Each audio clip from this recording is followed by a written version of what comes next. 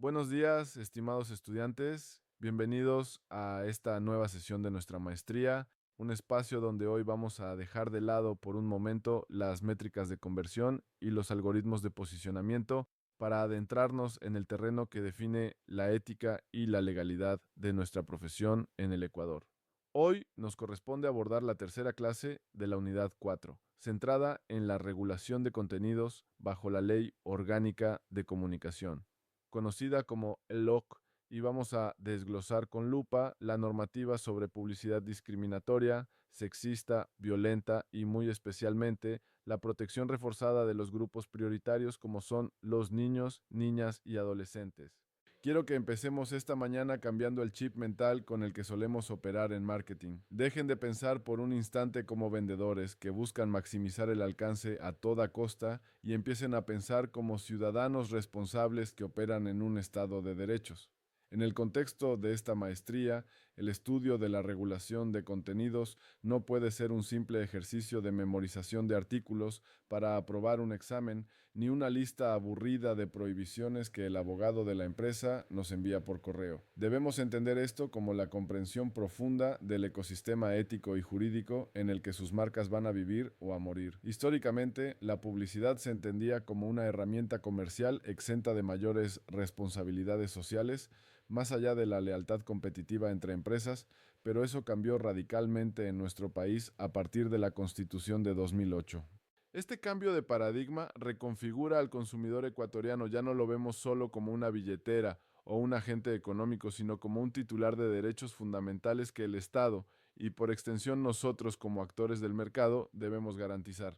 La premisa fundamental que necesito que internalicen hoy es que la libertad de empresa y la libertad de expresión publicitaria no son derechos absolutos. Tienen límites precisos y esos límites se llaman dignidad humana. La normativa ecuatoriana establece un marco de responsabilidad ulterior, lo que significa que nadie va a revisar su comercial antes de que salga al aire, no hay censura previa. Pero una vez que ese mensaje está en la calle o en Instagram, ustedes son plenamente responsables de los efectos psicosociales y culturales que genere. Y cuidado con pensar que el entorno digital es una tierra de nadie. La hipersegmentación y el microtargeting elevan nuestro estándar de responsabilidad.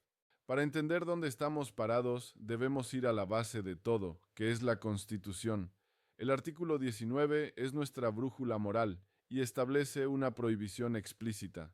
Se prohíbe la emisión de publicidad que induzca a la violencia, la discriminación, el racismo, la toxicomanía, el sexismo y la intolerancia. Esto no es una sugerencia, es un mandato constitucional de aplicación inmediata. Si ustedes lanzan una campaña que vulnere estos principios, es inconstitucional de facto. Además, el artículo 66 garantiza el derecho a la integridad personal, moral y psíquica, y el artículo 11 establece el principio de no discriminación. Por tanto, una publicidad que cosifica a la mujer o se burla de un grupo étnico no es solo una pieza de mal gusto, es una violación a un derecho fundamental.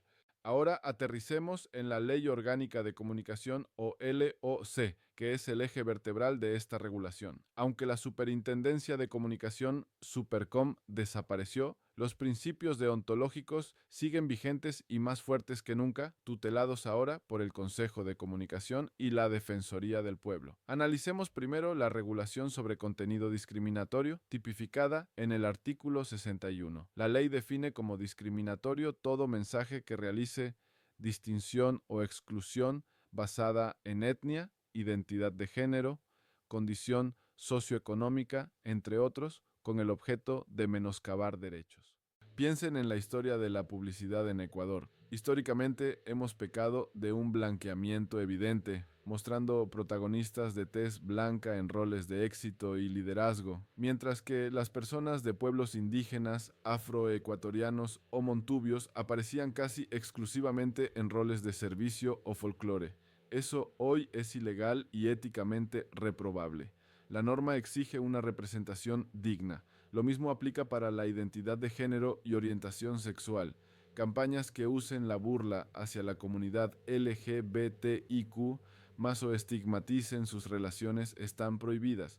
También debemos tener cuidado con la aporofobia, que es el rechazo al pobre, y la xenofobia, muy presente en ciertos discursos contra migrantes. Un anuncio inmobiliario que diga zona exclusiva sin extranjeros sería una violación flagrante, y ni hablar de la discapacidad, la burla o representación lastimera de personas con discapacidad o enfermedades graves está severamente sancionada.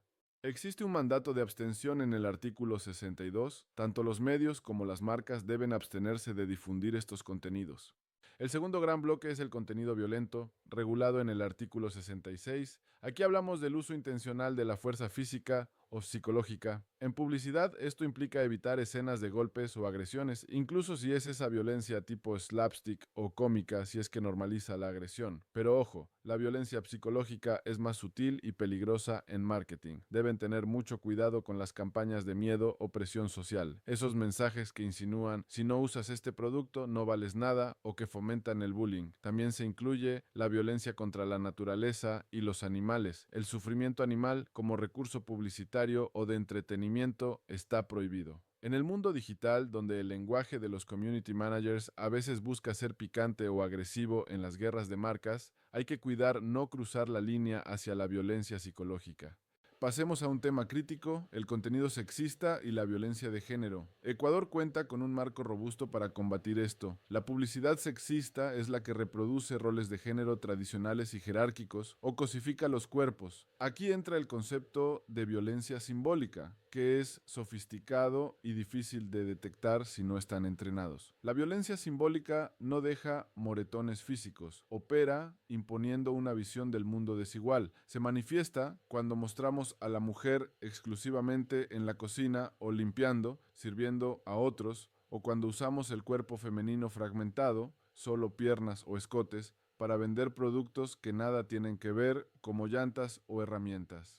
Recordemos un caso emblemático en nuestro país que es un referente académico obligatorio: la publicidad de Tubos Rival. Esta marca lanzó una campaña que usaba el cuerpo de una mujer y un doble sentido sexual muy burdo para vender materiales de construcción.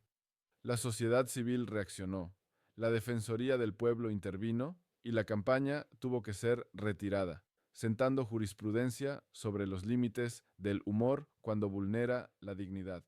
Hoy, el sexismo es un riesgo financiero. Las campañas sexistas sufren boicots, lo que llamamos funas, en redes sociales, y pierden el valor de marca ante las generaciones más jóvenes que no toleran estas prácticas. Ahora quiero que presten especial atención a la protección reforzada de los grupos prioritarios, los niños, niñas y adolescentes, o NNA. El principio del interés superior del niño dicta que sus derechos prevalecen sobre los intereses comerciales. La publicidad dirigida a ellos está bajo el escrutinio más estricto. Tenemos barreras técnicas como las franjas horarias. Aunque en digital el horario se diluye, el principio se mantiene mediante la segmentación. En medios tradicionales, la franja familiar va de 6 de la mañana a 6 de la tarde, donde se prohíbe totalmente la violencia y el sexo explícito. Hay franjas de protección reforzada en horarios de desayuno y regreso de la escuela. Solo a partir de las 10 de la noche entramos en horario adulto, donde se permiten contenidos más complejos y publicidad de alcohol con restricciones. En digital, ustedes deben usar las herramientas de segmentación de edad de Meta o YouTube para asegurarse de no mostrar contenido adulto a menores, pero la ley va más allá de los horarios. El artículo 63 prohíbe la incitación al daño, es decir, que los niños imiten comportamientos peligrosos.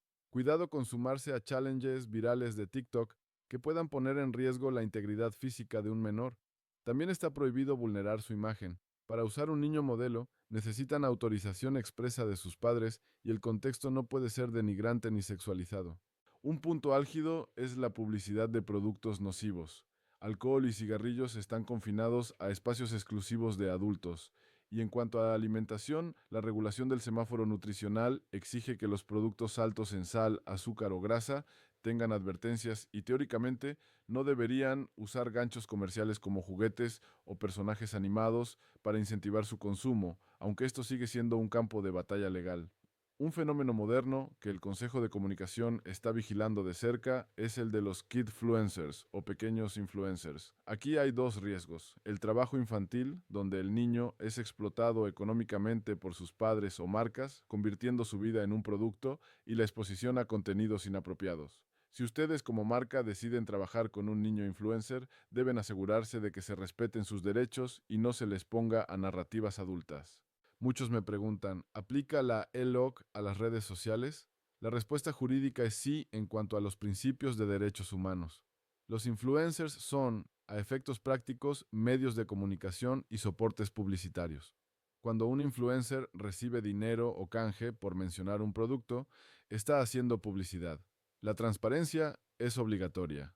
La falta de divulgación de esta relación comercial es publicidad engañosa según la Ley de Defensa del Consumidor. Deben usar hashtags como hashtag publicidad o hashtag patrocinado. Y recuerden, la marca es corresponsable. Si su influencer contratado hace comentarios racistas en medio de la campaña, la marca responde por culpa in vigilando y culpa in eligiendo, es decir, por falta de vigilancia y mala elección. También es vital mencionar la publicidad electoral en entornos digitales. El Consejo Nacional Electoral ya registra a medios digitales y cuentas de redes sociales como proveedores de promoción electoral para fiscalizar el gasto y evitar la campaña sucia. Además, se monitorea la violencia política de género en redes, sancionando ataques a candidatas por su condición de mujer. Hablemos de la institucionalidad. ¿Quién controla todo esto? Tenemos un mapa de actores. El Consejo de Comunicación o Cordicom es el cerebro técnico. No pone multas, pero elabora reglamentos, monitorea y califica los contenidos. Si el Consejo dice que un contenido es discriminatorio, emite un informe vinculante. Luego está la Defensoría del Pueblo, que tutela los derechos humanos, recibe las denuncias ciudadanas y puede iniciar acciones judiciales para pedir disculpas públicas o reparaciones. Y finalmente, la Superintendencia de Control del Poder de Mercado sanciona la publicidad engañosa como práctica desleal, mientras que la justicia ordinaria procesa demandas por daño moral o delitos de odio. El mecanismo funciona así. Cualquier ciudadano puede denunciar. El Consejo analiza semiótica y jurídicamente la pieza. Si hay vulneración, la Defensoría actúa y exige la suspensión de la campaña y las disculpas. Pero más allá de la coerción estatal, la industria apuesta por la autorregulación. Gremios como la Asociación de Anunciantes, ANDA, tienen códigos de ética basados en la legalidad, veracidad, decencia y responsabilidad social. Un buen sistema de compliance interno en sus agencias es la mejor inversión para evitar que una campaña problemática salga al aire. Para ir concluyendo, quiero dejarles una guía práctica para su desempeño profesional. Primero, entiendan que la discriminación es un riesgo legal y comercial inmenso. No hay margen para el humor racista o clasista en el Ecuador de hoy. La ley castiga y el mercado cancela. Segundo, la niñez es intocable. Cualquier estrategia para menores debe pasar un triple filtro: legal, ético y técnico. Tercero, lo digital es real. Las normas aplican en redes y los influencers son socios que deben ser auditados. Y cuarto, la prevención es más rentable que la reacción. Es mejor invertir en capacitar a sus creativos en enfoque de género que pagar abogados para defender una crisis reputacional. Para aterrizar esto en la práctica diaria, les propongo usar una lista de verificación antes de lanzar cualquier campaña. Pregúntense, ¿la campaña evita estereotipos raciales o de género negativos? Si la respuesta es no, revisen el casting y el guión. ¿El lenguaje es libre de violencia verbal? Si no, reescriban el copy. ¿Tengo los permisos firmados de los padres de los niños modelos? Si no, no publiquen. ¿Es el producto apto para la audiencia objetivo? Si es alcohol, restrinjan la segmentación por edad. ¿Los influencers firmaron el acuerdo de ética y transparencia? Si no, regularicen el contrato. ¿Las promesas del producto son comprobables y no engañosas? Si no, ajusten los claims a la realidad técnica.